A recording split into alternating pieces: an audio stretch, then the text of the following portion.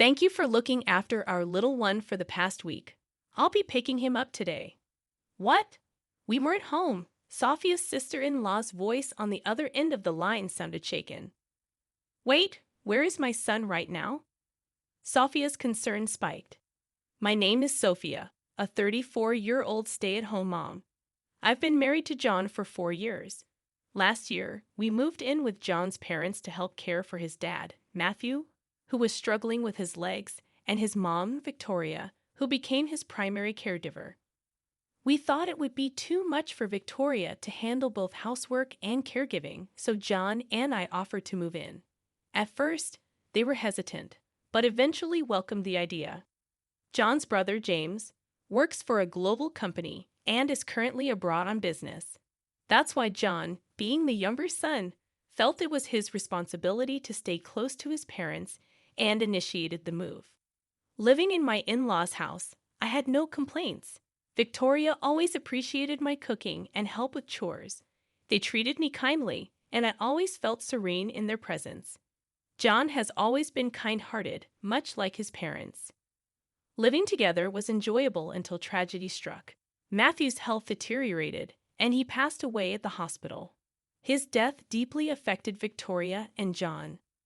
We held a funeral where many people attended, including James, who came back from abroad.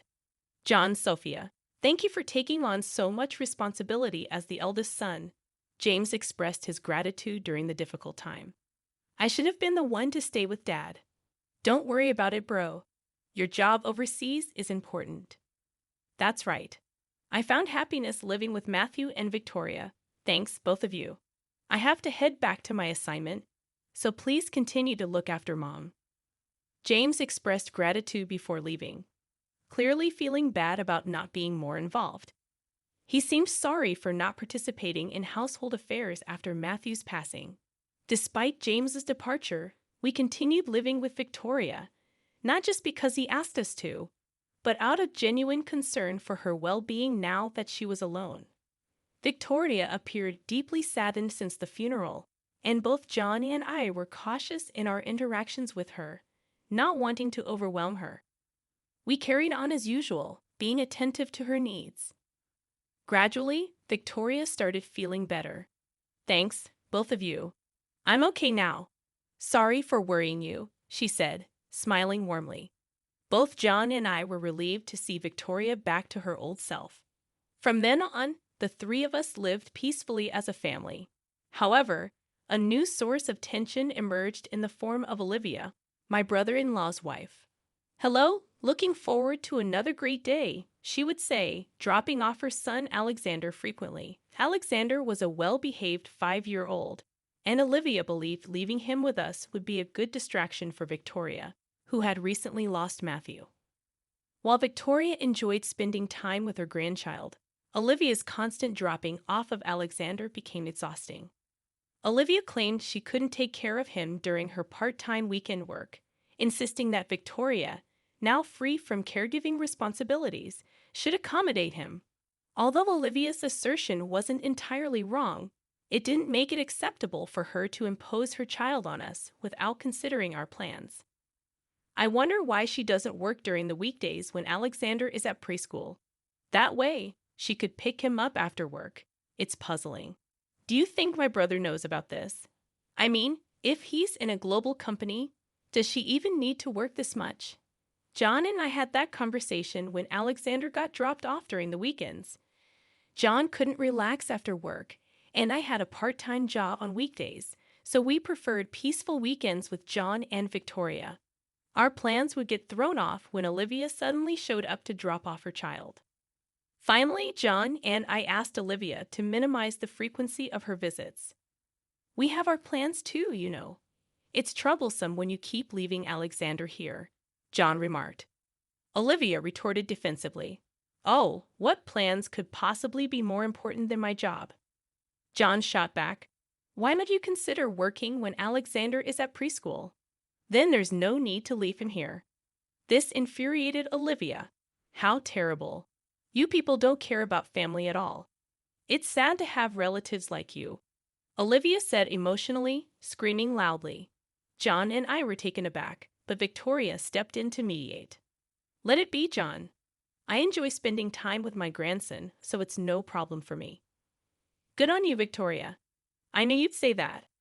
Alexander seems fond of you, and it's better to leave him with someone we can trust, Olivia commented with a smug look on her face. Since then, the frequency of her dropping off Alexander increased. Lately, she's even been bringing him over from preschool until the evening on weekdays. I was surprised to find Alexander at home when I returned from my part-time job. Sure, it's tough for her to look after the kid alone while James is away on a business trip, but she's definitely taking advantage of us. At this rate, we're practically taking care of Alexander half of the month.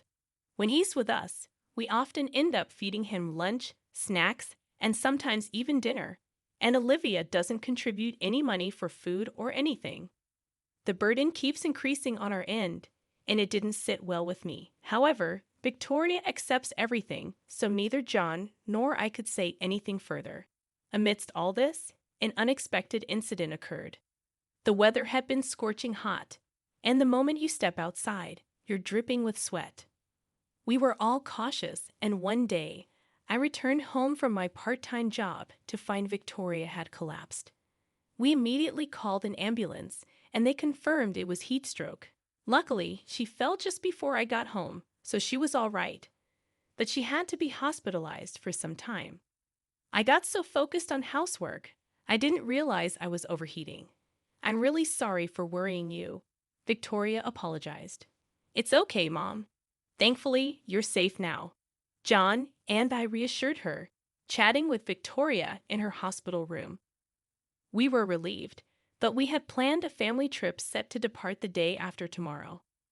If Mom's in the hospital, the trip's going to be a problem. Yeah, we'll need to cancel, we discussed. As we were discussing this, Victoria suggested, why don't you two go ahead without me? But Mom, we're worried about you. We expressed our concerns. Right, we can't just leave you behind and go, we insisted. You two always help me out, so now's the time to have some alone time as a couple. I'll be fine. I'm in a hospital, after all, Victoria encouraged us. Feeling reassured, we decided to proceed with the trip.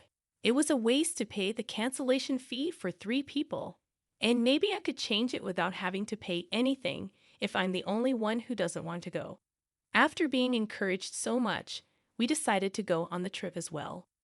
Since John was also on summer vacation, we got into the car early in the morning on the day of the trip and headed for our Ocean View hotel. Excited for a trip as a couple after so long, we stopped at various shops on the way and found some knickknacks that Victoria would like in a chic boutique. While thinking about grabbing some lunch at a cafe, my phone rang. It was Olivia. Sophia, why aren't you answering your phone? I called an hour ago and even sent messages, Olivia questioned. Sorry, we're out at the moment. Must be nice going out while I'm working, huh? Olivia began with her usual passive-aggressive comments. Just when I thought everything was fine, Olivia dropped the bombshell. Look, I left Alexander by the front door. Take him inside and look after him, would you? What? All right, you handle the rest. Wait, hold on a sec. I tried to say more, but she hung up the phone. Despite my attempts to call her back, it seemed she had turned off her phone, probably annoyed with my constant calling. I promptly discussed the situation with John. Despite today not being excessively hot, it was still summer, and leaving someone outside for hours could lead to heat stroke. Moreover, who leaves a 5-year-old alone outside? The problem was that John and I were already far from home, having left early in the morning. Seeing me panic, John calmly said, Relax, let's think this through. I'll call my brother. He's probably off work today. With that, John called James, and fortunately, James picked up quickly. John explained the situation, and James, shocked, provided us with Olivia's parents' contact number. John then called Olivia's parents, explained the situation, and they agreed to pick up Alexander. It turned out to be a blessing in disguise. Olivia's parents lived only about an hour's drive from us, so they could retrieve Alexander without much trouble. Apparently, he was sitting in the shade, looking distressed. Olivia's parents quickly gave him some water and took him to their house. He was safe for now. John and I felt relieved and went on to enjoy our trip.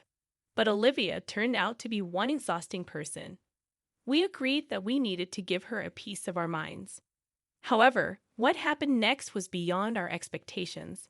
About a week later, Olivia called me, saying, "Hey, thanks for watching Alexander for a week. I'll pick him up today," as if she had done nothing wrong. "What are you talking about? What do you mean, you got heat stroke and lost your mind?" "I'm coming to pick up Alexander," I responded. "We weren't even home. We were out of state when you said you left Alexander at our doorstep," I added. Olivia was clearly shaken over the phone. "Then where is Alexander?" "He's at your parents' place," I informed her. "At my parents'? They've been watching over him," I continued. "No way." Olivia abruptly hung up, most likely heading to her parents' place. About an hour later, Olivia showed up, demanding, "Where is Alexander?" The moment she entered the living room, she was speechless. That was to be expected because there we all were. Olivia's parents, us, Victoria, and even James. "Why is everyone here?" Olivia seemed confused. Then Olivia's parents spoke up. "You really are beyond help. Mom, what's going on all of a sudden? Word is you've been dropping off Alexander at James's parents' way too often, haven't you?" "Well, I've been busy with work, so it's just on weekends," Olivia tried to excuse herself. "That's no excuse, dropping him off every single weekend," Olivia's parents chided. "I also heard from James's mother that you've been leaving him there on weekdays too." Olivia's mother and father confronted her like this. Feeling cornered by her own parents, Olivia defended herself. "I'm working, you know. It's okay for me to get a little support. Victoria and John are free anyway," Olivia reasoned. James chimed in to counter Olivia's justification. "I've been transferring you enough money, haven't I? You even said you needed more, so now I'm sending you $3,000 a month for living expenses, and you're saying that's not enough?" "Yes, that's right. $3,000 is not enough." Olivia became increasingly defiant. "Any reasonable person would think you could live quite comfortably with $3,000 a month for living expenses when it's just you and a small child," James retorted. That's when Victoria sided with Olivia. "Why don't you just stop lying?" Victoria challenged. "What? I'm not lying. You're not really working, are you?" Olivia's eyes widened at Victoria's words. "I am working." Olivia started to panic under Victoria's scrutiny. Victoria then pulled out an envelope and spread its contents on the table.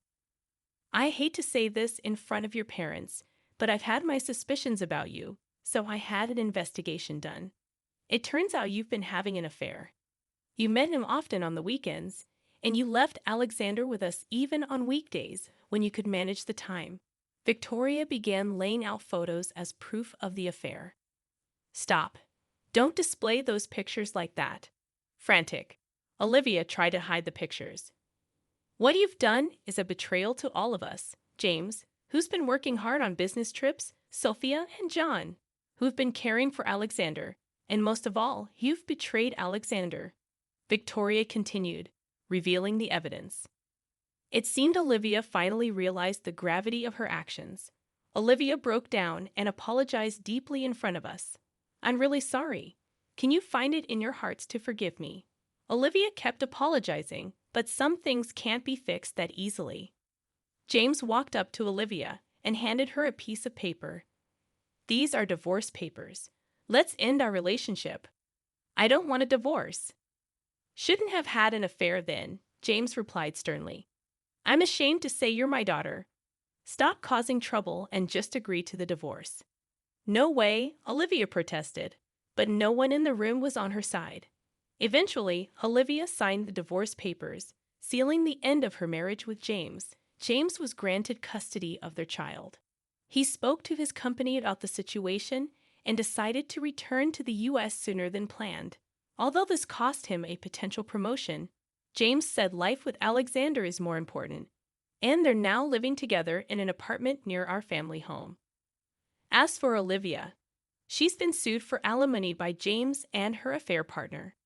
She was also disowned by her parents and is working desperately to pay off her monthly installments. Olivia wanted to see Alexander, but he refused. Apparently, Olivia was too absorbed in her phone to take care of him and often neglected his basic needs. Who would want to be involved with someone like that? Turns out Olivia's affair partner was also married, and now his wife is suing her as well. Even worse, he decided not to divorce, leaving Olivia with massive debt and losing everything: her child, James, and her parents. From now on, she'll live a lonely life with most of her earnings going toward alimony payment.